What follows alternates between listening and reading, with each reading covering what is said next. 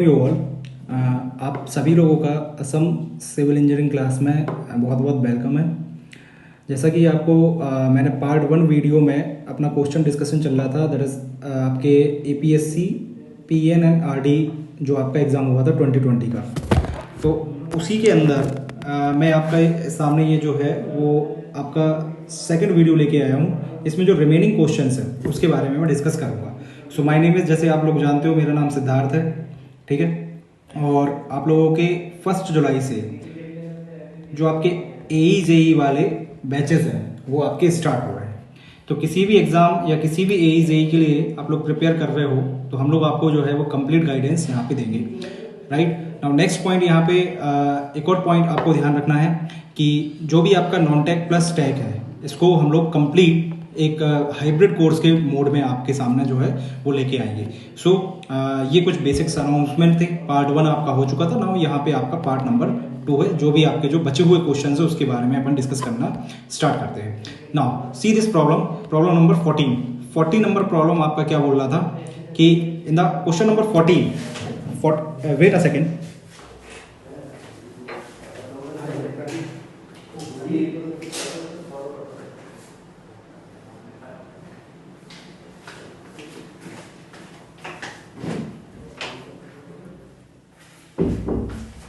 So question number 14, sorry for disturbance.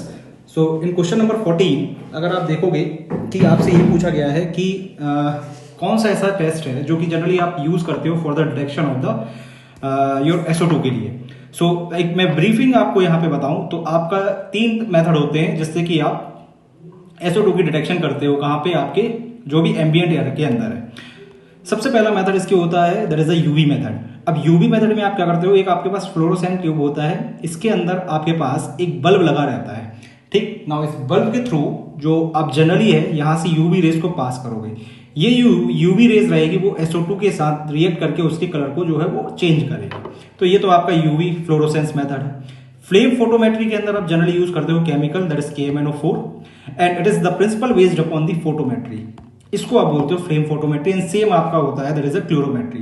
कहने का मतलब इस क्वेश्चन का अगर आप आंसर पूछा जाए आपसे तो करेक्ट ऑप्शन इसका ऑल दी अबव आंसर निकल के आएगा, ठीक है। Now coming to the next question, इसी में अगर अपन आगे बढ़े सो हमारा जो नेक्स्ट क्वेश्चन है, सी this problem, question number 15। Question number 15 ये बोल रहा है कि आपका रिवाइज एस्टिमेट आप कब प्रिपेयर करते हो। सो हम ब्रीफली यहाँ पे डिस्कस कर लेते हैं कि बेसिकली एस्टिमेट आपके 2 तरीके से होते हैं। इन जनरल अगर मैं बात करूं आपसे एस्टिमेट्स की, सो इन जनरल आपके एस्टिमेट जो है वो बेसिकली 2 तरीके से होते हैं। एक आपके होते हैं प्रीलिमिनरी और एक आपके होते हैं डिटेल। सो प्रीलिमिनरी एस्टिमेट जो होते हैं वो आपके बेसिकली होते हैं फॉर द एडमिनिस्ट्रेशन सेंशन के लिए। कहने का मतलब एक फॉर्मल एक्सेप्टेंस जो होता है एडमिनिस्ट्रेशन का, इसके लिए आप जनरली प्रीलिमिनरी एस्टिमेट करते हो। जब यहां से एडमिनिस्ट्रेशन सेंशन कर देगा वो फाइनेंस सेंशन कर देगा, दैट मींस फाइनेंस डिपार्टमेंट इसको सेंशन दे देगा। उसके बाद आप जाओगे टेक्निकल के डिजाइन के अंदर और वो सारी चीजें आप करते हो किसके अंदर, डिटेल एस्टिमेट के अंदर। नाउ प्रीलिमिनरी एस्टिमेट के अंदर आपके पास जैसे कि आपका प्लेंथ एरिया मेथड आता है, सो एक ये है, फिर इसके बाद टिपिकल बे मेथड है, क्यूबिकल कंटेंट मेथड है।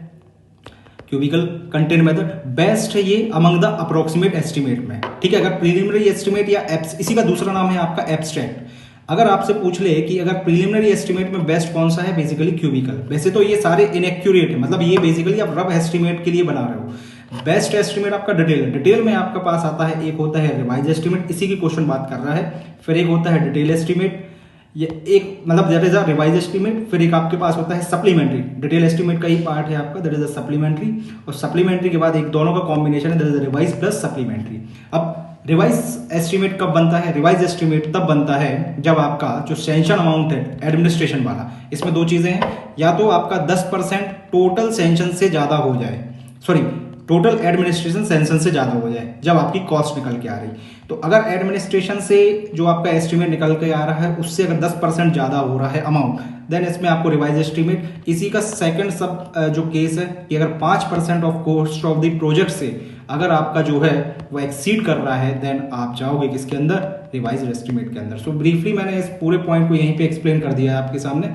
सो इस क्वेश्चन का जो करेक्ट आंसर निकल के आएगा आपसे पूछा गया था कि रिवाइज एस्टीमेट कब बना सकते हो आप। सो बेसिकली आपका जो रिवाइज एस्टीमेट है वो बनेगा कब, जब आपका टोटल अमाउंट एक्सीड कर जाएगा। इसमें कुछ भी नहीं बोला है तो आप यहाँ पे 5% लगा के चलोगे, ठीक है। अगर वो एडमिनिस्ट्रेशन बोलता तब आपका 10% आंसर आता, right. Now coming to the next point और द नेक्स्ट क्वेश्चन।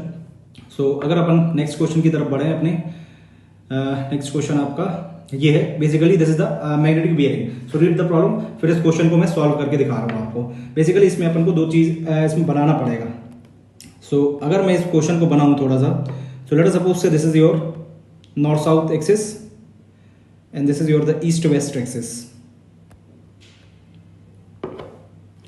सो मान लो ये आपका नॉर्थ एंड है, ये आपका साउथ एंड है, ये आपका ईस्ट एंड है, ये आपका सॉरी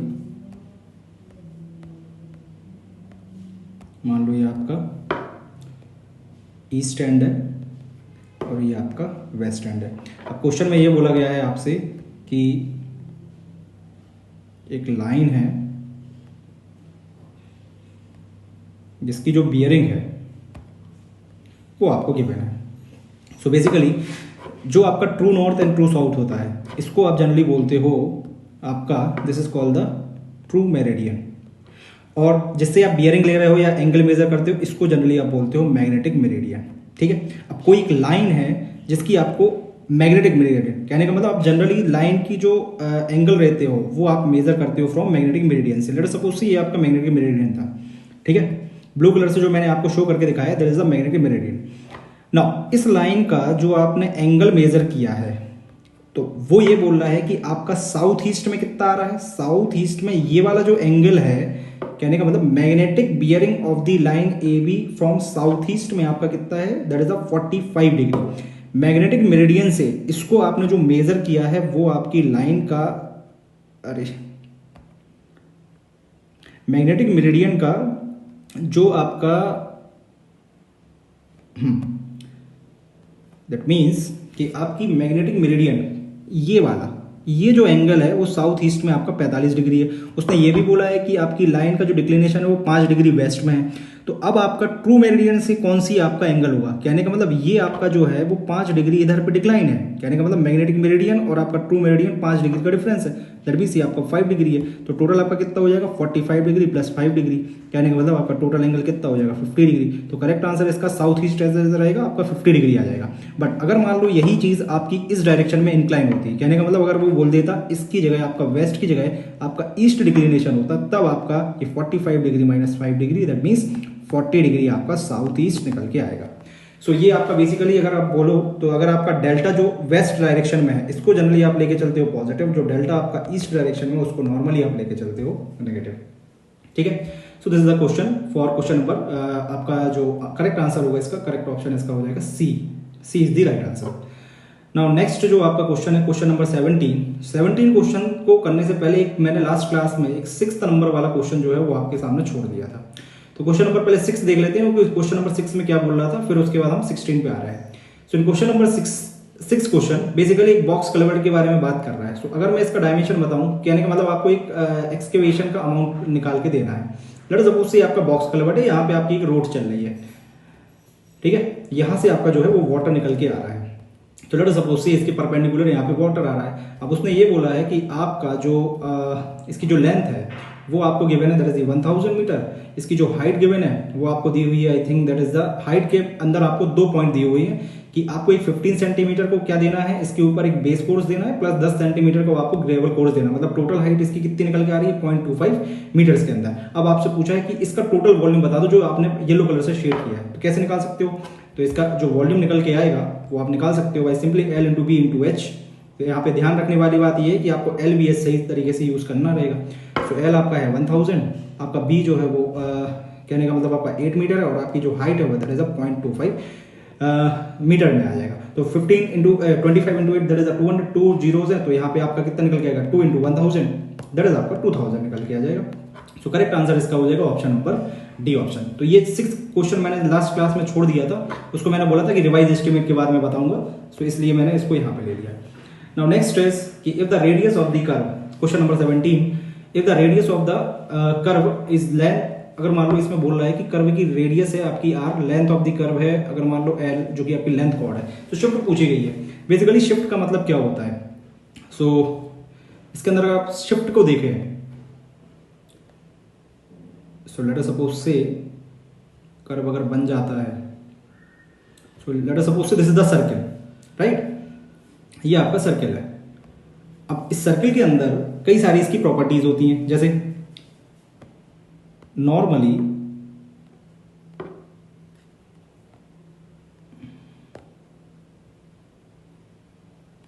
आप सर्कुलर रोड जब बनाते हो, जब आपका कोई कर्व आता है तो इसमें आपसे पूछा जाता है ये शिफ्ट। कहने का मतलब जो मैं आपको अब यहां से हाईलाइट करके दिखा रहा हूं, लेट अस सपोज से ये आपका एक सर्कुलर कर्व है, ठीक है। अब मेरे पास यहाँ पे टूल नहीं है इसको इरेज करने का, नहीं तो आपका ये मतलब बेसिकली ये आपका कर्व है। लेट अस सपोज से आपकी ये स्ट्रेट रोड चली आ रही थी, फिर इसके बीच में एक कर्व आया। अब उसने ये पूछा है आपसे कि आप मुझे ये शिफ्ट बता दो, जनरली दिस शिफ्ट के बारे में जानकारी पूछ रहा है कि what is this amount of this shift, ये आपकी कहलाती है शिफ्ट, या इसी को कई बार आप बोल देते हो वर्साइन। वर्साइन का मतलब ये है कि ये एक्यूरेसी चेक करते हैं कर्व की। तो इसकी जो वर्साइन की वैल्यू अगर आपसे पूछे तो वर्साइन का मतलब यहाँ पे आ जाएगा आपका कितना, that is the L square upon में 8r। Here the L is the length of this curve, ये आपकी पूरी की पूरी कर्व की लेंथ है। बट शिफ्ट अगर आपसे पूछे तो शिफ्ट आपका मतलब ये है कि अगर मान लो यहाँ से कोई एक व्हीकल चला आ रहा है और यहाँ पे एक कर्व है, तो इस व्हीकल को यहाँ से क्लियर डिस्टेंस दिखाई देना चाहिए जो यहाँ से व्हीकल चला रहा है। इस चीज के लिए आप यहाँ पे क्या अलाउ नहीं करते हो किसी भी कंस्ट्रक्शन के लिए, इसी चीज को आप बोलते हो शिफ्ट। और शिफ्ट की वैल्यू होती है it is the length of the curve divide में आपका 24r। सो वर्साइन अगर आपसे पूछे तो वर्साइन की वैल्यू आपकी कितनी हो जाएगी, that is the L square upon में 8r। और अगर आपसे शिफ्ट पूछा जा रहा है तो शिफ्ट की वैल्यू आपकी कितनी हो जाएगी, शिफ्ट की वैल्यू आपकी निकल के आ जाएगी, that is the L square upon में 24r, ठीक है। सो ये इस क्वेश्चन का करेक्ट आंसर था। नाउ नेक्स्ट प्रॉब्लम आपसे क्या बोल रहा है, अगला प्रॉब्लम आपसे पूछ रहा है कि कंटूर जो कंटूर रहता है, बेसिकली कंटूर क्या होती है, कंटूर का मतलब ये होता है कि जो line joining of the equal points और द इक्वल एलिवेशंस। तो लेट अस सपोज से अगर मान लो ये आपकी हाइट है 10 मीटर की, 10 मीटर की, ये भी आपकी 10 मीटर की, इसको जो एक आपकी लाइन ज्वाइन कर रही है, लेट अस सपोज ये 10 मीटर का कंटूर है। सिमिलरली आपकी मान लो लेट अस सपोज ये 20 मीटर्स की हाइट, मतलब इक्वल एलिवेशंस वाली जो आपकी लाइन ज्वाइनिंग पॉइंट है, इसको जनरली आप बोलते हो कंटूर। और जो कंटूर रहता है वो डायरेक्ट इनवर्सली रिलेशन में रहता है। कहने का मतलब जो भी आपका कंटूर है basically this inversely related with the scale of the map. तो ये स्केल ऑफ मैप के इनवर्सली प्रोपोर्शनल होता है। अगर जैसे मैं फॉर एग्जांपल बताऊं तो जैसे बिल्डिंग के लिए आप कितना लेके चलते हो, फॉर बिल्डिंग वगैरह के लिए आपका रहता है स्केल 1/5 से लेके आपका 1/10। सिमिलरली अगर आपको हाई प्रिसीजन वाले लेके चलना तो 1/250 से लेके आप 1/300 के बीच में ले सकते हो, ठीक। तो ये सारी चीजें आपकी क्या है, कंटूर इंटरवल को अफेक्ट करती है।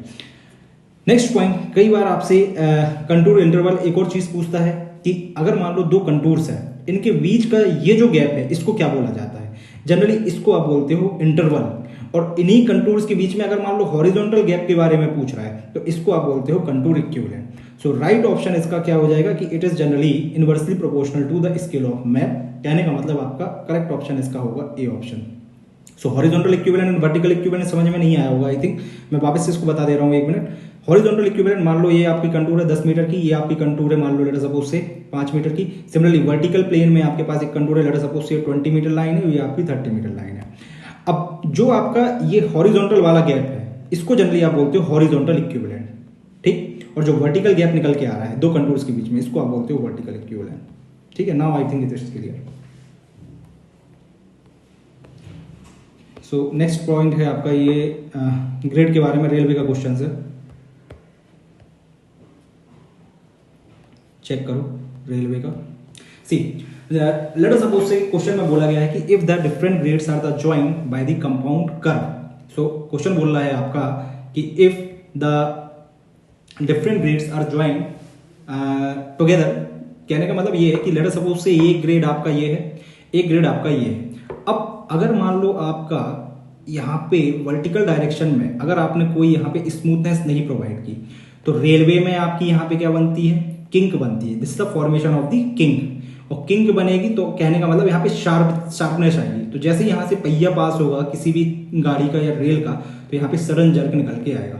तो इसको अवॉइड करने के लिए जनरली आप प्रोवाइड करते हो वर्टिकल कर्व। अब रेलवेज के अंदर जनरली जो वर्टिकल कर्व रहते हैं वो आप तब प्रोवाइड करते हो जब ग्रेड चेंज या ग्रेड परसेंटेज आपका ग्रेटर देन है 0.4% से, इससे कम है तब आप इसको प्रोवाइड नहीं करोगे, राइट। नाउ ग्रेड को कैसे ज्वाइन करते हो? With the help of vertical curve. तो इस करेक्ट ऑप्शन, इस क्वेश्चन का करेक्ट आंसर हो जाएगा वर्टिकल कर्व। वहीं पे अगर मान लो हॉरिजॉन्टल अलाइनमेंट में बात कर रहा हूं, लेट सपोज से आप यहां से जा रहे हो, आपको टर्न लेना है राइट या लेफ्ट, तब आप जनरली यहाँ पे सर्कुलर कर्व प्रोवाइड करते हो। सर्कुलर कर्व से पहले लेट सपोज से ये आपकी रोड है और अब आपको यहाँ पे टर्न देना है, तो आप जनरली यहाँ पे अलाइनमेंट को चेंज करने के लिए किसको देते हो? इस द ट्रांजिशन कर्व को प्रोवाइड करोगे। अब ट्रांजिशन में भी कौन सा? आपका हॉरिजॉन्टल कर्व निकल के आएगा। सो करेक्ट आंसर इसका क्या होगा? इस क्वेश्चन में अगर आपसे पूछा गया है कि अगर मुझे मान लो ग्रेड को चेंज करना है तो हम कौन सा कर्व दे सकते हैं? सो वर्टिकल कर्व की जरूरत पड़ेगी। हॉरिजॉन्टल के केस में आपको हॉरिजॉन्टल, अगर आपको डायरेक्शन चेंज करना है तो आपको हॉरिजॉन्टल ट्रांजिशन कर्व की रिक्वायरमेंट पड़ेगी।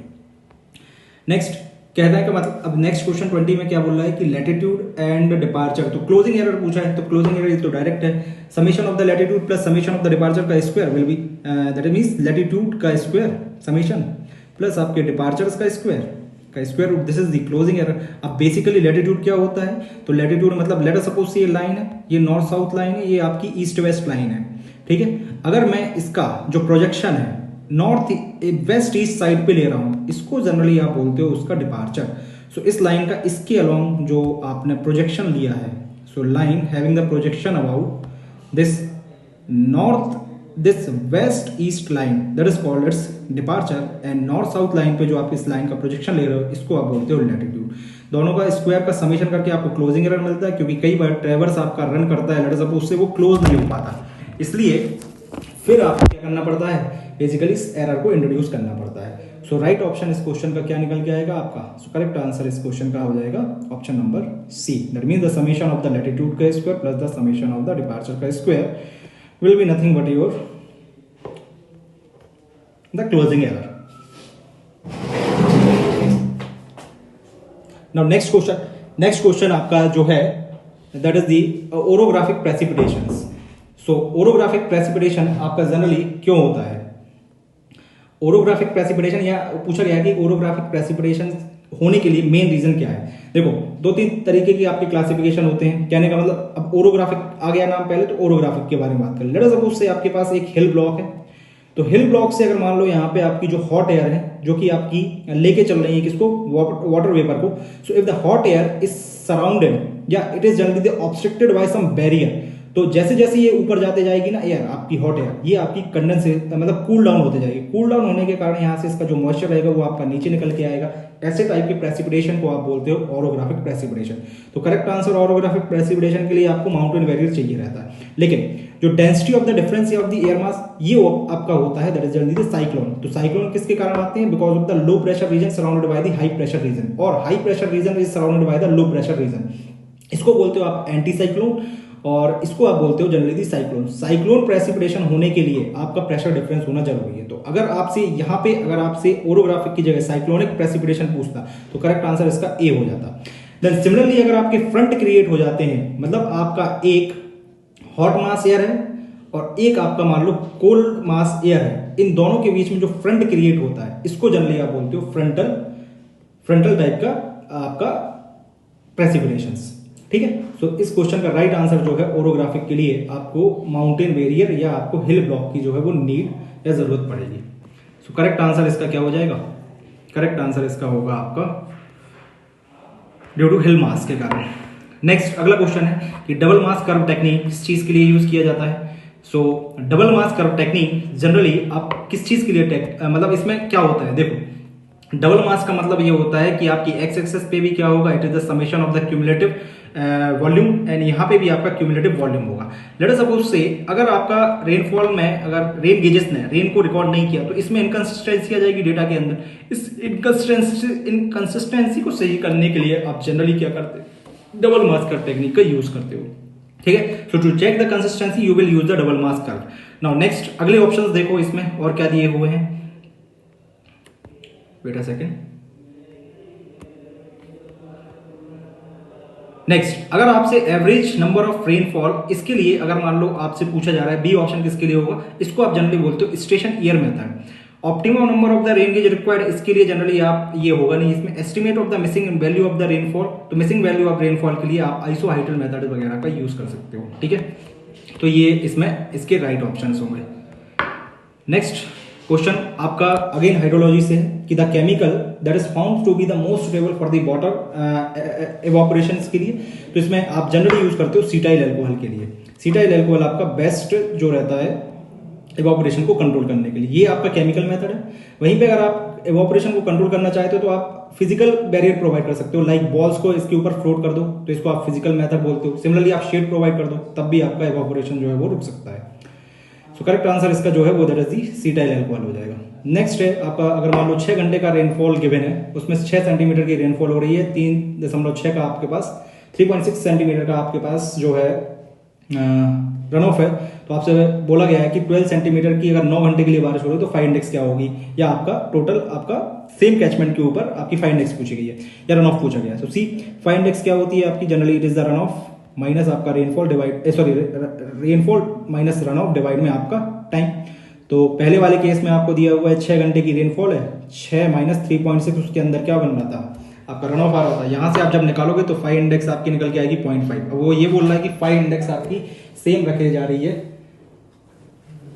5 इंडेक्स आपकी सेम रखी जा रही है, और अब आपको निकालना है क्या चीज, दैट इज आपसे पूछा गया है रन ऑफ की वैल्यू। तो रख सकते हो आप प्रेसिपिटेशन माइनस आपका रन ऑफ डिवाइड में आपका टाइम। कहने का मतलब यहां से जब आप इसको सॉल्व करोगे तो आपके पास 7.5 निकल के आएगा। सो राइट ऑप्शन आपका डी ऑप्शन निकल के आ जाएगा, ठीक है। एंड लास्ट क्वेश्चन इस सेशन का जो है वो, अगर आपसे पूछा, ये क्वेश्चन में पूछा गया है कि अगर डी आवर का यूनिट हाइड्रोग्राफ दिया हुआ है obtain from dividing the single peak direct run of hydrograph, तो आपको क्या मिलेगा, यहां से आपको डायरेक्ट रन ऑफ वॉल्यूम मिलेगा। इस क्वेश्चन को मैं नेक्स्ट क्लास में अच्छे से डिस्कस करूंगा, ठीक है। बाकी नेक्स्ट क्लास में अपन पार्ट 2 से मिलेंगे 25 नंबर क्वेश्चन के बाद में। So thank you everyone, next class में मिलते हैं।